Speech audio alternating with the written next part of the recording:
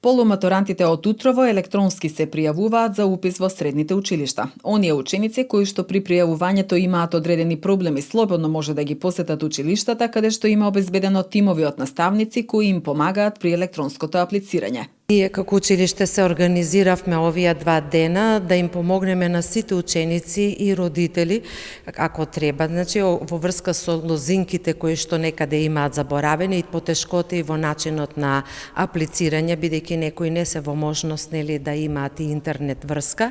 Затоа се организиравме комисиски да ги обслужуваме сите ученици и родители кои што имаат потреба од 8 часот наутро до 15. Денеска и утре исто така и официјално утре во 15 часот завршуваат електронското пријавување на учениците. Учениците не се многу запознаени во врска со ова аплицирање, им доста се збунети, па уште денеска носат документи на увид, значи еве ги уште еднаш ги известуваме сите ученици и родители дека денеска цел ден и утре до 15 часот електронски само се пријавуваат.